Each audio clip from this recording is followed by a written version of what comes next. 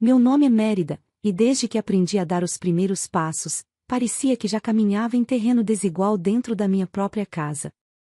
Sempre houve uma medida, uma comparação, uma régua invisível que determinava meu valor, e essa régua tinha o nome de Helena, minha irmã mais nova. Enquanto ela brilhava como se fosse feita de ouro, eu parecia apenas existir como pano de fundo, alguém que estava ali para realçar o brilho dela, mas nunca para iluminar por conta própria. As lembranças da infância ainda ardem como brasas em minha mente.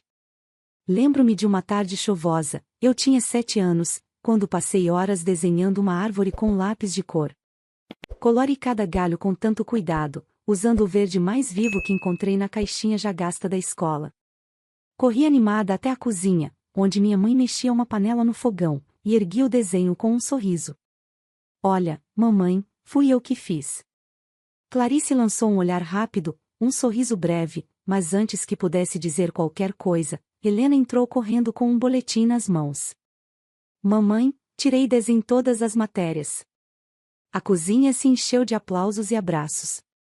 Minha mãe olhou para mim apenas de relance e disse: Está vendo, Mérida? É assim que se faz. Aplique-se mais. Eu baixei o braço devagar, sentindo o papel pesar, e escondi o desenho atrás do corpo. O que para mim era uma árvore cheia de vida virou apenas um pedaço inútil de papel. Meu pai, Augusto, sempre foi ainda mais cruel sem perceber. Um homem de negócios, sisudo, de olhar firme e voz cortante.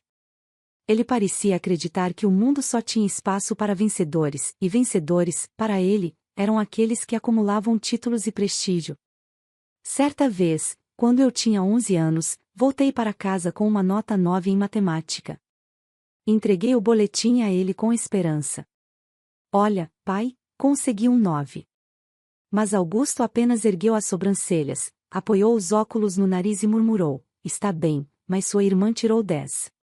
Da próxima vez, se esforce mais. Senti o chão se abrir sob meus pés. Aquele 9, que havia me custado noites inteiras de estudo, virou poeira diante do 10 de Helena. Eu não era totalmente invisível para o mundo. Na escola, alguns professores elogiavam minhas redações, e minhas amigas riam das histórias longas que eu inventava durante o recreio. Mas, em casa, nada disso tinha valor.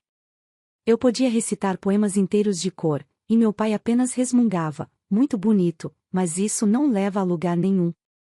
Eu podia passar horas ajudando minha mãe a organizar a cozinha, mas Clarice sempre dizia: Helena não precisa perder tempo com isso, ela tem futuro.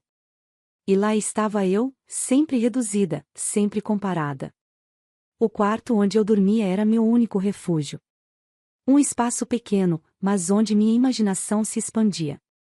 À noite, ficava deitada na cama olhando para o teto, ouvindo as vozes de meus pais no corredor, quase sempre exaltando Helena. Nossa filha vai ser médica, ela vai nos encher de orgulho. Então minha mãe completava: já Mérida precisa encontrar um rumo. Essas frases atravessavam a porta e vinham repousar sobre mim como pedras. Eu fechava os olhos, mas as palavras ficavam ecoando. Já Mérida precisa encontrar um rumo. Foi nesse silêncio que jurei a mim mesma algo que nem eu sabia explicar. Não seria para sempre a sombra da minha irmã. Um dia vocês vão me enxergar, sussurrei baixinho, com apenas 10 anos, apertando contra o peito um livro da biblioteca da escola. Um dia eu vou provar que sou mais do que a comparação de alguém. Essa promessa ficou escondida dentro de mim, guardada como um segredo. E ainda que os anos seguintes trouxessem mais silêncios, mais comparações e mais feridas, eu nunca deixei de carregar aquela fagulha. Uma fagulha que crescia em meio às sombras, esperando a hora certa para se transformar em chama. Aos 27 anos, eu havia aprendido a me mover pelo mundo como quem atravessa um salão cheio de gente sem ser notada. Ser invisível não era apenas um hábito, era quase uma armadura. Eu dava minhas aulas de literatura em uma escola particular da cidade, corrigia provas em silêncio, sorria para os alunos que me viam como inspiração, e depois voltava para casa com a sensação de que tudo aquilo desaparecia assim que eu cruzava o portão dos meus pais. Fora dali, eu era alguém. Dentro daquela casa, eu era apenas a sombra que eles toleravam. Minha rotina era marcada por uma espécie de solidão escolhida, ainda que doída. Eu acordava cedo, preparava meu café preto e simples, e sentava diante da mesa abarrotada de livros que comprava em sebos. Ali, entre páginas amareladas e cheias de anotações, eu me sentia viva. O cheiro do papel antigo me lembrava que havia mundos inteiros além do meu, histórias em que eu podia existir sem ser comparada a ninguém. Às vezes, lia em voz alta poemas de Florbela Espanca ou Clarice Lispector, apenas para ouvir uma voz que fosse capaz de me preencher. Sou como você, Mérida, eu murmurava para aquelas páginas, acreditando que elas me entendiam mais do que qualquer pessoa viva. Mas a vida real era menos poética. Helena seguia sendo o centro gravitacional da casa, mesmo já adulta. Ela estava na faculdade de medicina, e cada estágio, cada aula, cada pequena conquista se transformava em celebração. Minha filha vai ser médica, a doutora Helena, dizia minha mãe com orgulho nos olhos, como se fosse a maior realização da humanidade. Eu estava presente em muitas dessas conversas, mas não como participante. Eu era a plateia. Uma plateia silenciosa, que aplaudia por obrigação, mas que por dentro se corroía. Os jantares de domingo eram os momentos em que essa desigualdade se materializava de forma mais cruel. Eu chegava cansada da semana, às vezes levando algum livro de presente para compartilhar, esperando que alguém demonstrasse interesse. Mas era sempre a mesma cena, meu pai servindo vinho, minha mãe sorrindo para Helena, e ela, adiante, contando sobre sua rotina na faculdade. Hoje um professor disse que tenho talento para cirurgia, ela anunciava.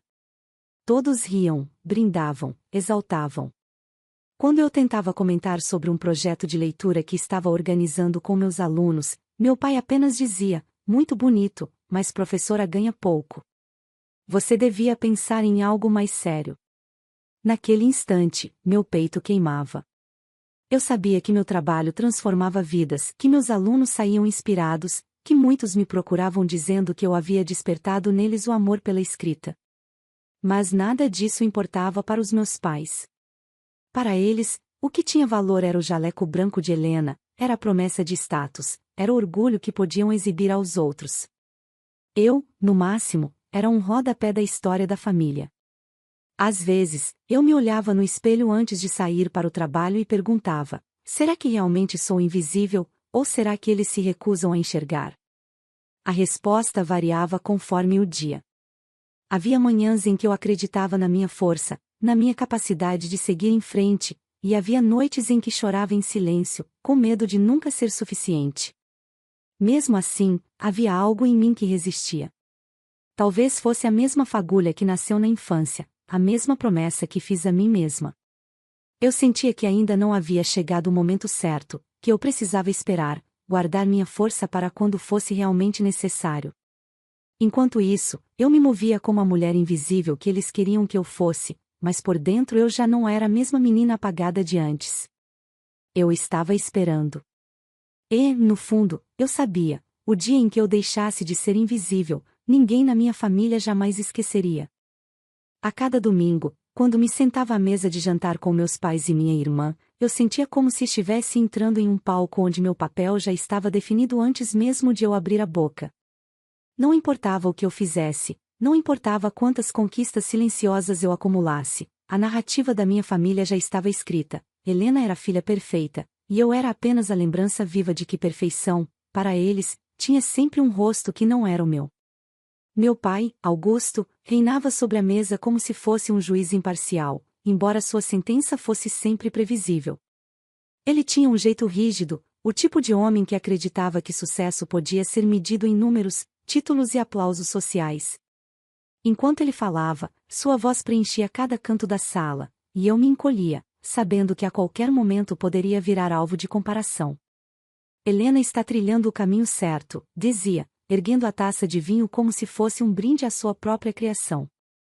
Eu ficava ali, ouvindo, mastigando lentamente, até a comida perder o gosto. Minha mãe, Clarice, completava o espetáculo com seu sorriso afiado. Era ela quem fazia questão de reforçar, nas entrelinhas, que eu precisava me esforçar mais, que eu deveria aprender com a minha irmã. Às vezes, era com frases aparentemente inocentes, Mérida, Por que você não tenta ser mais organizada, como a Helena? Outras vezes era direto, cortante. Sua irmã se dedica tanto, já você parece satisfeita com tão pouco. Eu aprendi a reconhecer o olhar dela antes mesmo de as palavras saírem, um misto de decepção e cobrança, como se eu fosse uma tarefa mal feita que ela nunca conseguiu corrigir. E havia Helena, a peça central desse tabuleiro. Minha irmã parecia brilhar sem esforço. Entrava no cômodo e todos os olhares se voltavam para ela, como se o mundo inteiro fosse seu palco particular. Não era apenas o fato de estudar medicina, mas a maneira como ela sabia se colocar. Ela sorria com segurança, falava com convicção, sabia que tinha a plateia conquistada antes mesmo de começar. Às vezes, me perguntava se ela percebia o quanto sua presença me apagava, ou se para ela eu simplesmente não existia. O mais doloroso era quando ela se voltava para mim com aquele ar de superioridade e soltava comentários sutis, sempre envoltos em falso carinho. Mérida, você é tão sonhadora, pena que o mundo não funciona assim.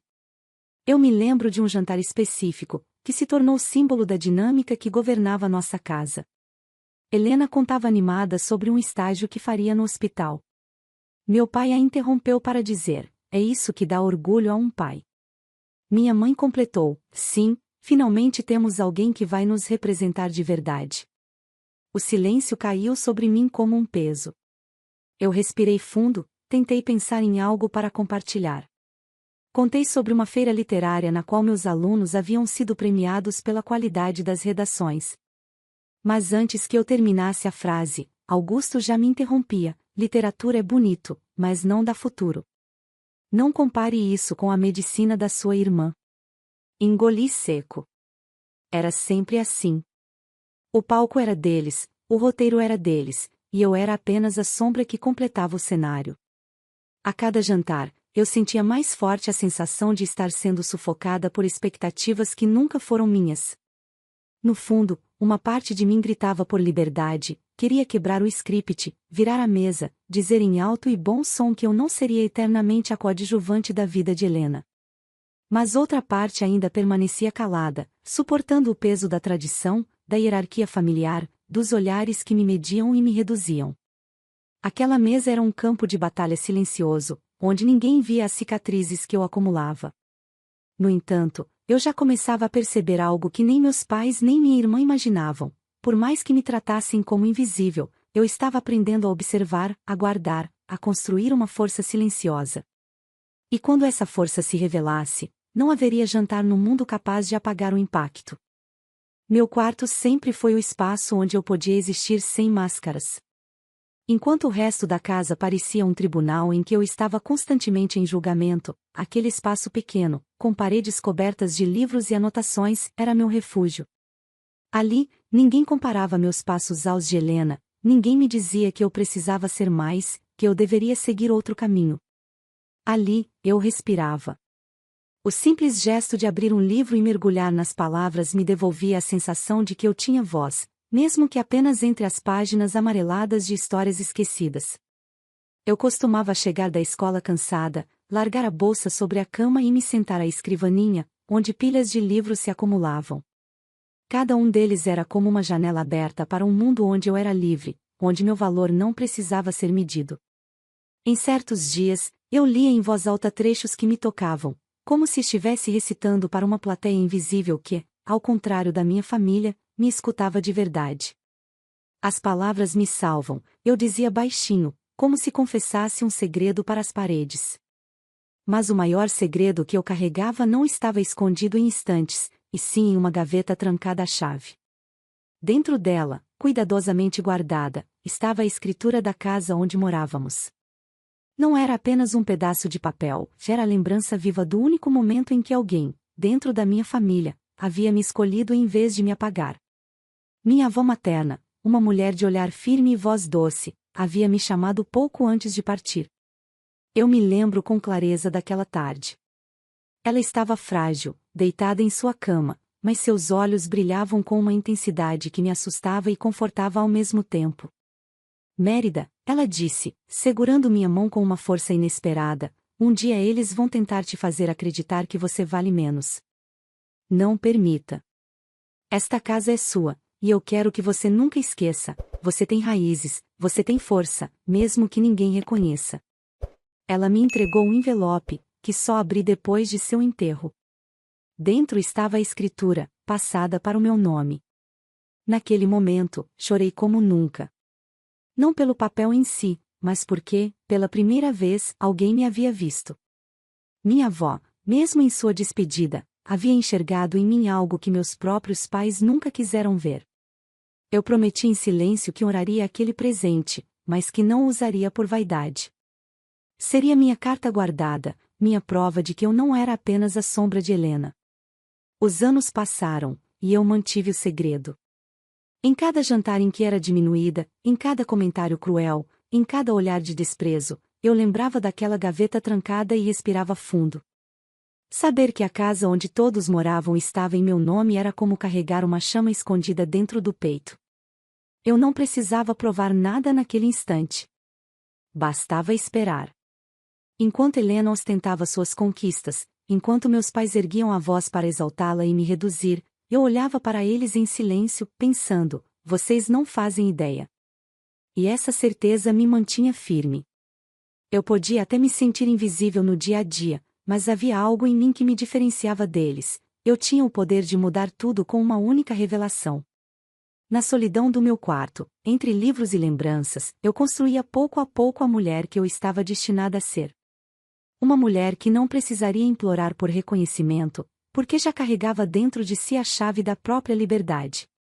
Eu ainda não sabia quando, mas tinha certeza de que o momento de abrir aquela gaveta e expor meu segredo se aproximava. E quando chegasse, nada voltaria a ser como antes. O domingo começou como qualquer outro, com aquele peso silencioso que sempre se instalava em mim antes dos jantares de família. Eu já sabia o que me aguardava, elogios derramados sobre Helena, críticas veladas ou diretas contra mim, e o mesmo roteiro que parecia se repetir como um disco riscado. Ainda assim, me arrumei, coloquei um vestido simples azul marinho e prendi o cabelo em um coque despretensioso. Não havia expectativa de ser vista, mas, naquela noite, algo dentro de mim estava inquieto, como se uma corrente subterrânea corresse sob minha pele. Quando cheguei à sala de jantar, a mesa já estava posta. O cheiro de carne assada invadia o ambiente, e o som das risadas de Helena ecoava pelo corredor. Ela falava animadamente sobre a última semana de estágio, e meus pais a ouviam com atenção devota. Meu professor disse que tenho mãos firmes para a cirurgia, ela contava, erguendo o queixo como se já tivesse o diploma em mãos. Meu pai brindou com a taça de vinho, orgulhoso. É isso que nos enche de orgulho. Uma filha que vai deixar nosso sobrenome marcado. Minha mãe assentiu com olhos brilhantes, completando, sempre soube que você nasceu para brilhar, Helena. Sentei-me em silêncio, fingindo ocupar meu lugar. Eu tentava mastigar a comida, mas cada frase parecia empedrar na garganta. Fiquei quieta, esperando, como sempre, uma brecha para ser ouvida. Então, num gesto quase automático, comecei a falar sobre uma iniciativa de leitura que organizei com meus alunos, um projeto que havia mobilizado até a comunidade local.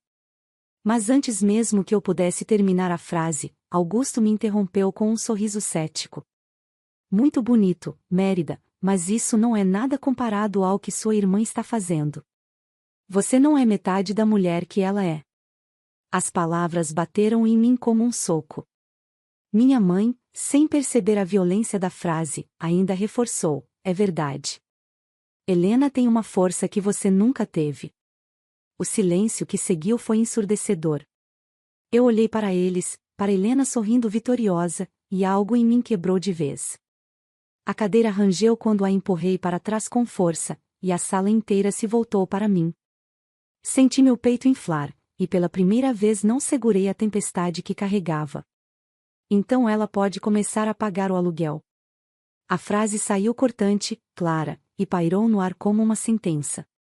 Meu pai arregalou os olhos, o rosto perdendo a cor instantaneamente. Ele inclinou o corpo para frente, a taça de vinho quase escorregando de sua mão. Aluguel? Que aluguel? Minha mãe franziu o senho, confusa, e Helena largou o garfo, o sorriso desaparecendo. naquele instante, eu não era mais a sombra. Eu era a voz que finalmente atravessava a muralha de silêncio. Senti o coração disparar, mas não havia volta. O segredo que eu guardei por anos estava prestes a ser revelado, e pela primeira vez em toda a minha vida, era minha palavra que dominava a mesa de jantar. Meu pai continuava a me encarar como se eu tivesse acabado de falar um idioma desconhecido. A taça de vinho tremia em sua mão, e o vermelho escuro manchava o branco da toalha. Aluguel? Que aluguel, Mérida? Do que você está falando? A voz dele soava mais alta do que o normal, mas havia uma falha que denunciava algo raro em Augusto: medo. Minha mãe levou a mão à boca, atônita, enquanto Helena arqueava as sobrancelhas, como se estivesse assistindo a uma peça de teatro cujo roteiro jamais imaginara. Respirei fundo e, com calma, deslizei a bolsa que estava ao meu lado para cima da mesa. Dentro dela, os documentos que eu carregava como um escudo há anos. Minhas mãos não tremiam, pela primeira vez, eu sentia o peso da verdade me fortalecendo em vez de me esmagar. Abri o fecho, retirei um envelope pardo e o coloquei diante deles.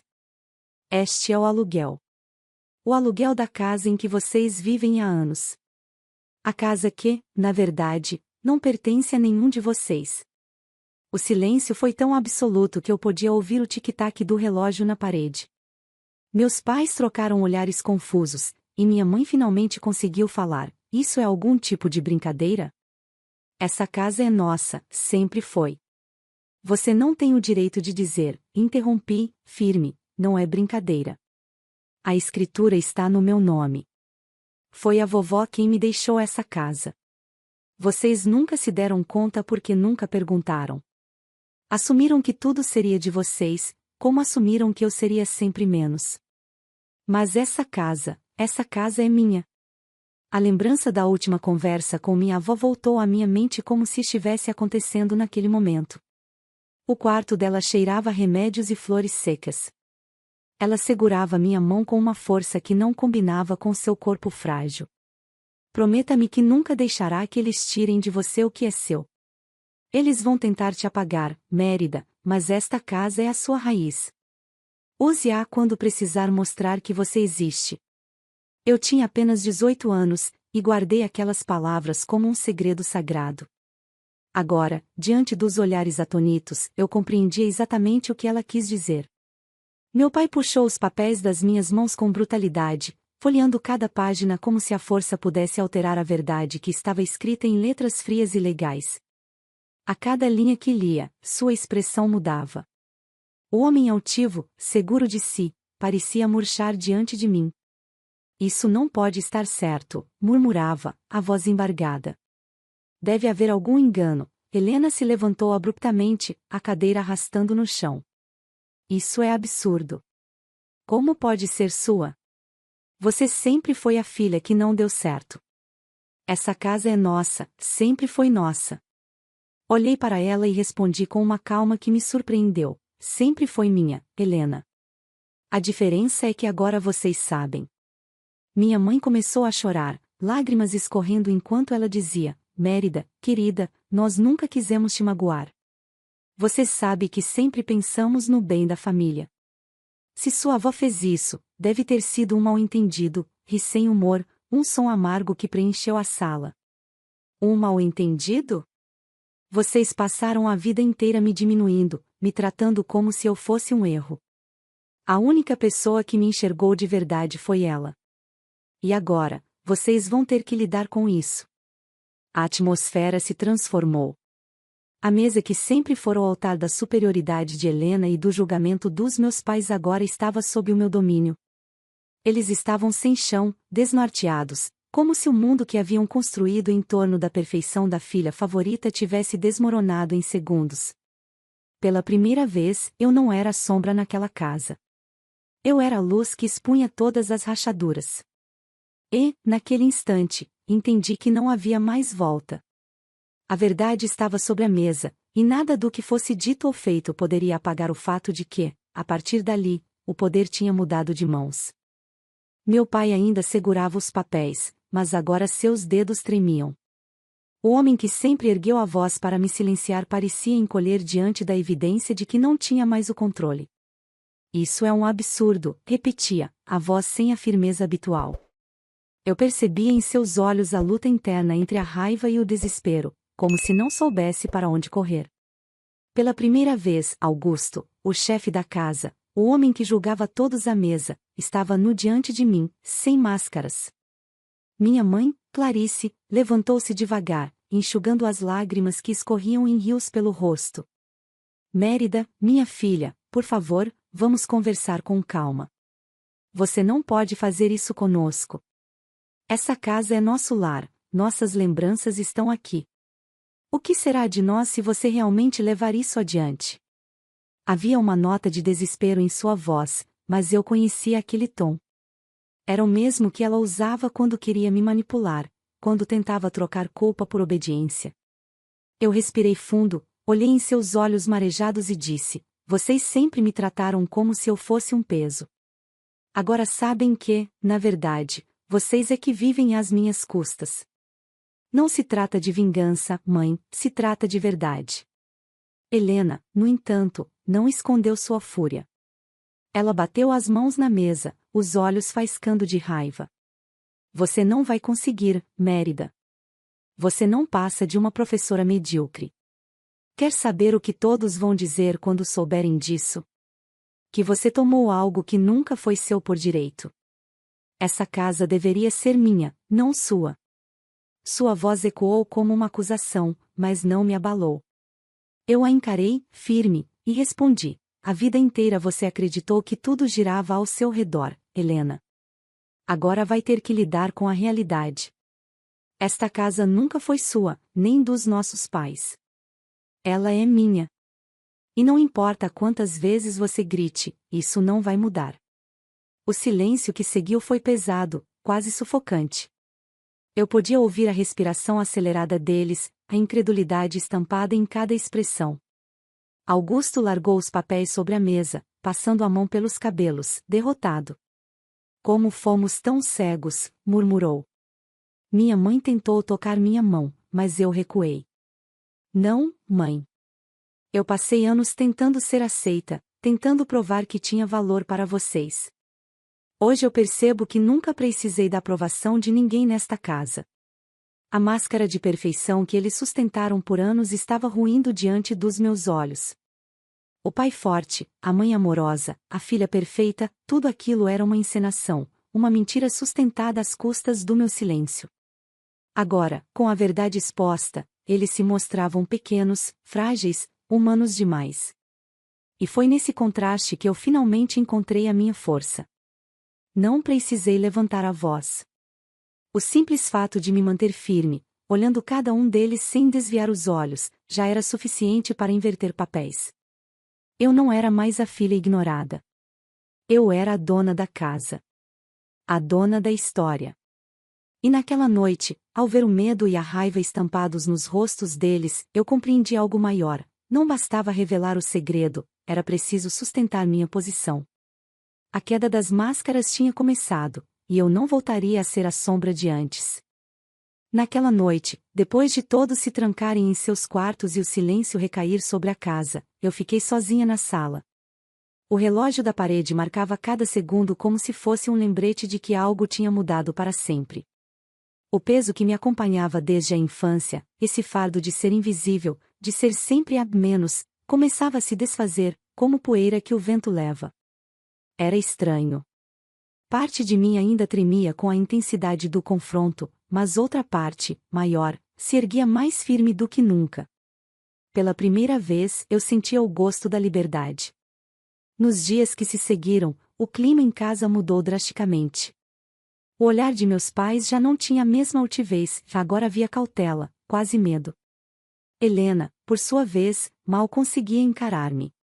Quando passávamos pelos corredores, ela desviava os olhos, como se admitir minha existência fosse uma derrota. Não havia mais as risadas altas às minhas custas, nem as comparações cruéis que enchiam os jantares. A casa estava silenciosa, mas era um silêncio diferente, não o que me apagava, e sim o que reconhecia, mesmo sem palavras, que minha voz tinha peso. E eu também mudei. No trabalho, entre meus alunos, meu tom era mais confiante, meu sorriso mais verdadeiro. Um deles me disse certa vez: "Professora, a senhora fala como quem acredita em cada palavra." Eu sorri, porque era verdade. A crença que eu nunca recebi em casa, eu agora encontrava em mim mesma. Eu não precisava mais implorar por reconhecimento. Estava descobrindo que minha maior força era justamente não depender dos olhos de ninguém para existir. Houve um momento especial que guardo na memória. Uma tarde, organizei uma roda de leitura na escola. Uma das minhas alunas, tímida, leu em voz alta um poema que havia escrito. Quando terminou, ela me olhou com os olhos brilhando e disse: "Eu só tive coragem porque você acreditou em mim." Essas palavras atravessaram minha alma. Era como se eu tivesse encontrado o verdadeiro sentido da minha jornada. Eu não era invisível. Eu era capaz de iluminar outros, mesmo quando tentavam apagar a minha luz. Naquela semana, reencontrei amigos de faculdade que eu havia deixado de lado por vergonha de nunca ser suficiente. Contei a eles sobre meu trabalho, sobre meus alunos, sobre o que eu vinha construindo. Pela primeira vez, falei de mim sem minimizar nada, sem pedir desculpas por existir. E percebi nos olhos deles um respeito que eu jamais vira nos olhos da minha família. Foi ali que senti a transformação completa. Eu não estava apenas me libertando deles, estava me libertando de mim mesma, daquela versão que aceitava viver na sombra. Ao caminhar pelas ruas no final de um dia, senti o vento bater no meu rosto e fechei os olhos por um instante. "Você conseguiu, Mérida", pensei. "Você deixou de ser invisível."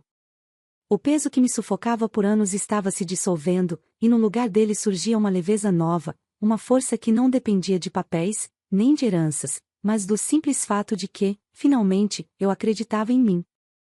E foi nesse instante que percebi: a batalha não tinha sido apenas contra minha família, mas contra a versão apagada que eles me fizeram acreditar que eu era. Vencer significava muito mais do que possuir a casa. Significava, acima de tudo, possuir a mim mesma. As semanas passaram como um lento desfiar de fios. A rotina da casa, antes marcada por vozes que exaltavam Helena e diminuíam quem eu era, havia se transformado em algo quase irreconhecível. O jantar de domingo, que sempre fora um ritual de humilhação, agora acontecia em silêncio, cada um se limitando a mastigar sua comida sem ousar erguer a voz contra mim. Eu me sentava à mesa com a serenidade de quem finalmente conquistou o próprio lugar, e podia sentir o desconforto deles como um peso invisível no ar. Era curioso. Não precisei mais discutir, não precisei mais levantar a voz. A verdade falava por mim. Meu pai, Augusto, parecia ter perdido o brilho do homem autoritário que dominava cada conversa. Ele andava cabisbaixo, evitava me encarar, como se cada olhar fosse um lembrete da fragilidade que tentou esconder a vida toda. Às vezes eu o via no escritório, folheando antigos documentos, como se buscasse algo que pudesse devolver-lhe o controle. Mas não havia nada. O homem que me disse tantas vezes que eu não chegaria a lugar nenhum, agora era ele quem vivia dentro da casa que não lhe pertencia. Sua postura rígida deu lugar a um silêncio amargo, e pela primeira vez percebi que ele não era invencível, apenas um homem que havia apostado todas as fichas no orgulho da filha favorita. Clarice, minha mãe, passou a me tratar com uma falsa doçura que soava mais como estratégia do que como carinho. "Mérida, quer que eu prepare aquele prato que você gosta?", perguntava, sorrindo de forma forçada.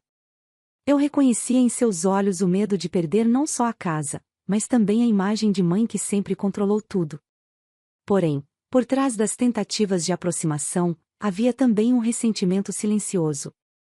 Ela sabia que o jogo havia virado, mas ainda se agarrava à esperança de que, com lágrimas ou gestos ensaiados, poderia me fazer recuar.